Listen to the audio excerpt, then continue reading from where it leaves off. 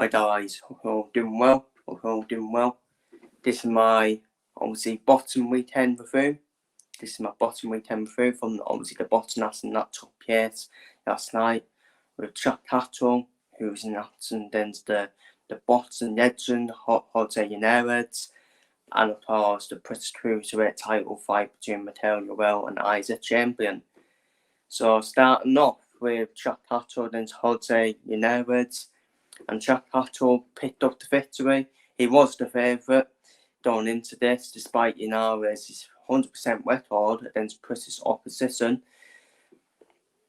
And of course, Linares did announce his retirement right after the fight, after he did use quite comfortably to Catterall. And of course, the main question is it world title shot or the title rematch next for Catterall? But let's go through Catterall's performance so far and Linares' performance.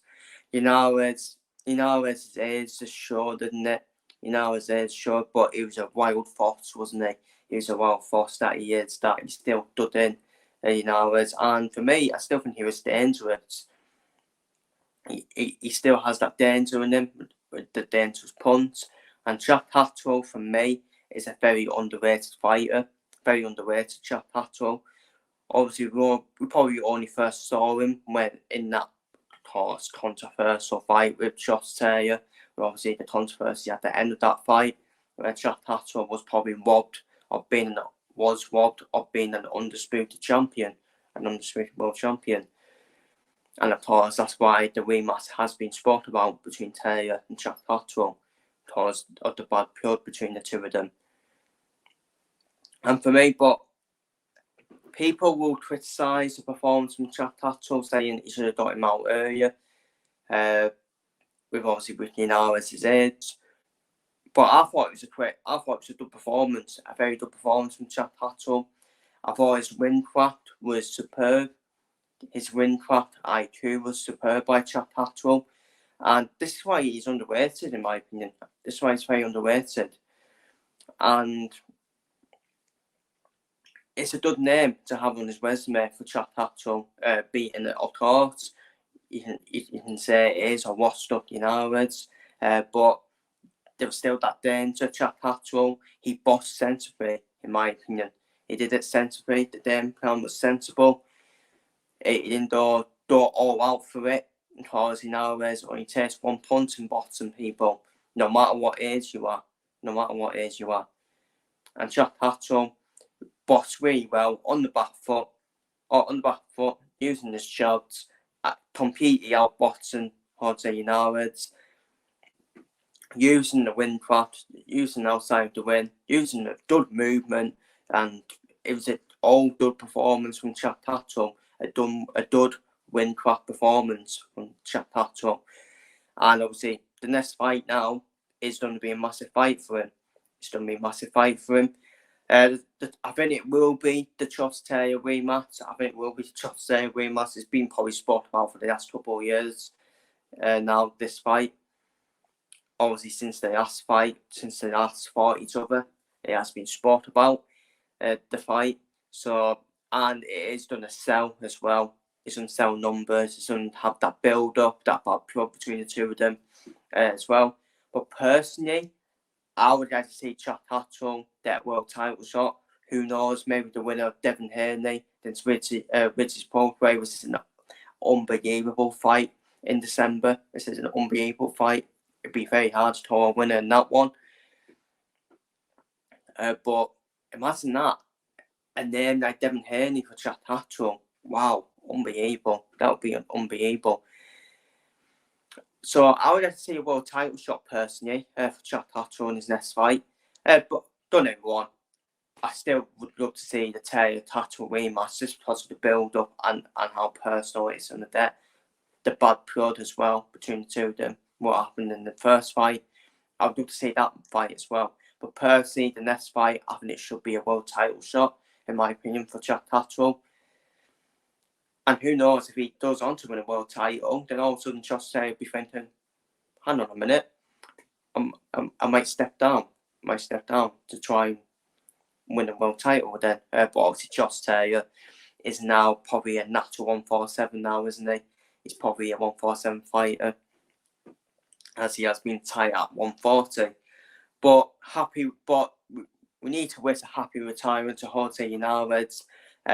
He has retired at the right time. He did retire at the right time, then completely outboxed, and I think he thought, yeah, that's enough for me. That's enough. Obviously, shame for him that his 100% British record ends against British opposition. But what a fighter he's been. 20-year career of Jorge Linares. He's been a freeweight champion, freeweight world champion as well. Jorge Linares. He's been a featherweight champion, super featherweight champion. So what a career he has had, Jorge Linares. He's had an incredible career, freeweight world champion as well. And now he's going to spend time with his family, which is what I think some bosses need to do. AKA David Tesora, just some names to mention on top of my head where they should retire now, in my personal opinion. And Jorge Linares, I think he's retired at the right time and he can enjoy the rest of his life now. He can now come back as a boxing pundit, potentially, and he can just watch the boxing on TV and he can look back on his career saying, what a career I have had.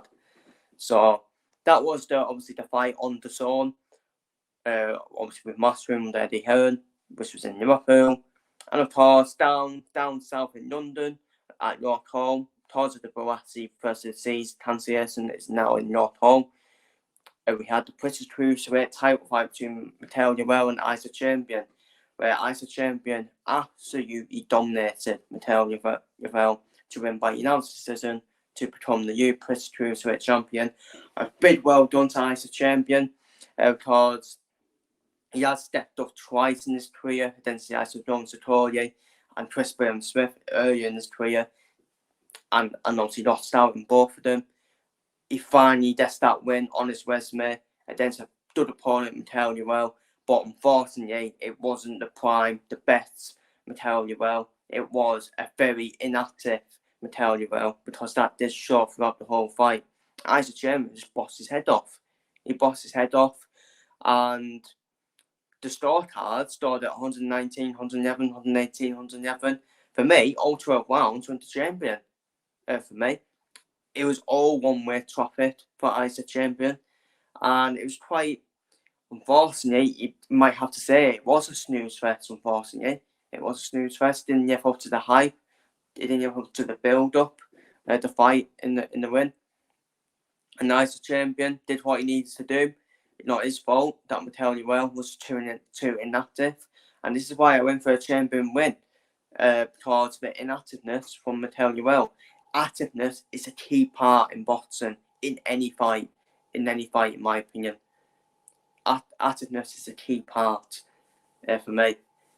Mikael didn't fight for a year, while Isaac Chamberlain fought back in the summer, didn't he? So yeah, a dominant performance from Isaac Chamberlain, all one-way traffic, and it is a shock that it was all one-way traffic and Yoel didn't win a round, in my opinion. There was a bit worried that Isaac Chamberlain may have lost energy in the second half of the fight, because Chamberlain did use all of his energy up in the first half of the fight, but he didn't. In the end. So what next for Bo? Well, for Mikael, it's simple. He needs a tune-up opponent. He needs to start being active again, because that was a dreadful performance from him due to his inactiveness. So he has done astute for that performance. So he needs to tune up with Mikael, in my opinion. While for Isaac Chamberlain, there's been, of course, Fidel Valle, the English Cruiserweight champion, had told Isaac Chamberlain out. I don't know what to make of that fight. I would make Chamberlain favourite in that fight personally, because Fidel Valle, he's only just burst onto the scene. But albeit Fidel Valle has got the better amateur experience than Isaac Chamberlain. So it would be an intriguing fight. Don't get me wrong, because I think Fidel Valle has the potential to go on to big things in this division. I really do. But I think it's I don't know. I would make Chamberlain favourite in that fight against Lawal because of Chamberlain's resume as well. He has the more experience in this division than Lawal. But I would like Lawal to still get more experience, have maybe 1 or 2 more fights, then maybe go into the Chamberlain fight.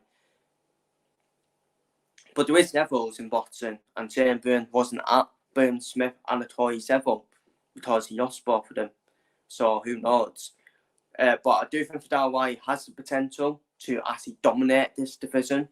I do rate Lawal. Don't want to do rate him, but I don't think it's the right fight next for Fidel, in my opinion. I think it would be more right for as a champion. If they did meet, I would make Chamberlain favourite in that fight against Lawal. But it would be intriguing at the same time. It would be an intriguing fight because Lawal is not messing about. He said it though. He wants to step up even more.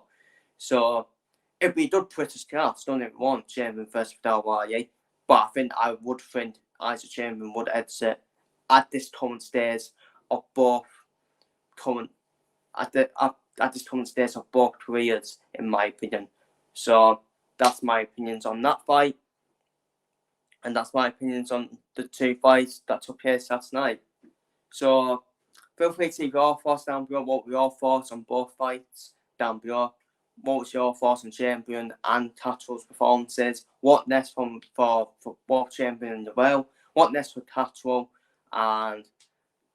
And your favourite memory of Jorge Linares as he announced his retirement at boxing legend, of course. So that's the bottom of film. Obviously, the Tyson Fury vs Francis Ngannou full card preview has been out, was uploaded today. I did do that today.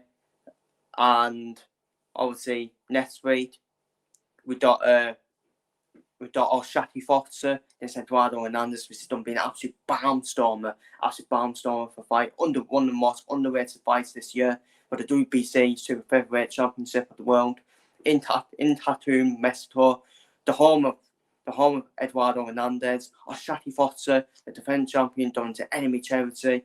So it's done been an unbelievable fight, and I can't wait to do a preview for that because it is a true 50-50 and tough one to call. An amazing fight. So stay tuned for that. Have a good rest of the day, people. And that should be all the videos done for today. So 4 videos uploaded today, and I'll keep on putting the content. Even though, as most I say, YouTube is fake, I love giving my opinion on any sport. So take care, stay safe, and see you all later, and have a good rest of the day, everyone.